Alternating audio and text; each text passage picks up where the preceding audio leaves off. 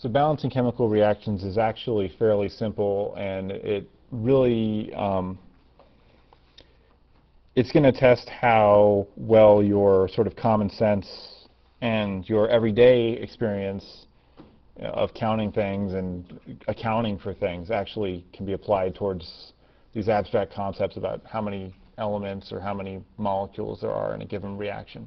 So really what's going on in these chemical reactions that we have in this class is that the elements will get scrambled around, but that number of elements is conserved from one side of the reaction, the reactants, to the products. And if I use like real-world objects, it really isn't surprising. It's actually fairly boring for you, but I'll go through it anyway because it's a good exercise, and it'll put us on a solid footing. So like, look at what I put out on this slide. I put that there is a pack of 5 hot dogs. Sorry, this is actually a 10-pack. It has 2 rows of 5 hot dogs each.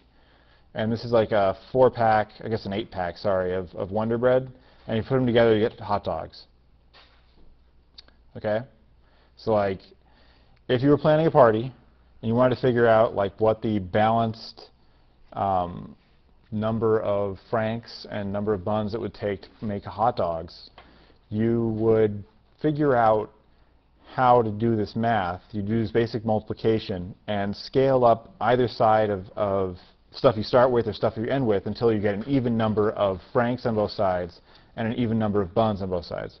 So if you look at this, there's like 1 franc per hot dog, and if there's 40 of those hot dogs, then that means that there's 40 francs total that you end up with when you're done making these hot dogs.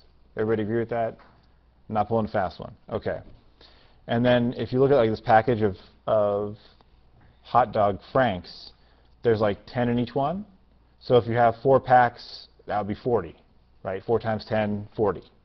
So this is a balanced reaction or a balanced chemical equation because I start with 40 francs and I end with 40 francs. So at least with respect to francs, it's balanced. Let's think about buns.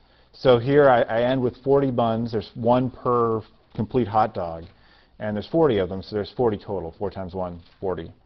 And I start with these packages of buns that have 8 each in them, right? So if I have 5 of those packages, that would give me 5 times 8 is 40. So I'd have 40 buns that I start with. I end with 40 buns, so it's balanced for both buns and hot dogs, right? Or sorry, both buns and franks. So this thing is totally balanced. There's conservation of elements here. If you take another class that isn't this one, they'll do nuclear chemistry. I actually toyed with the idea of giving you a problem like that later on, but I decided not to because it's extra stuff and it's weird. So in this class anyway, since we don't do any like fission or fusion and we don't do anything weird like that, and there's no like miracles or anything, for everyday life, all that's going on when we're doing this calculation is we're just making sure that the same number of elements are there what we start with that we end with. The only other thing that's really conserved here is, the other thing you have to keep in mind is charge. So if we start with stuff that's like charged at the beginning, you have to have the same charge at the end. Since everything here is charge neutral, everything here would be charge neutral as well. Like the pluses and minuses that are here have to equal the pluses and minuses that you end with. So chemical equations, if we use stuff more abstract, actual chemical compounds or molecules, if you look at them, they're trying to tell you the same thing.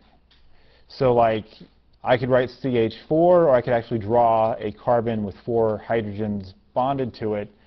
One is a bunch of letters and numbers that might scare you a little bit. One looks a heck of a lot like a package of hot dogs or a package of buns, right? It's a much friendlier, cartoonish looking thing that's easier to think about. But we'll look at it and we'll figure out how to check to make sure that an equation that you've written out actually doesn't lose elements.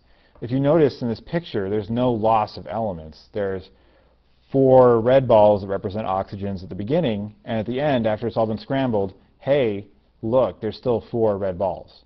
If you look at, like, there's 1 carbon at the beginning, there's just 1 carbon at the end. There's 4 hydrogens at the beginning, now there's 4 hydrogens at the end of the reaction. So that's what's going on here, is that you're just scrambling where the elements are. You're not changing the number of the elements. Just like when we broke apart that package of Franks and we put them into the package of hot dog buns, we ended up with the same stuff. We didn't have a miracle and have more food.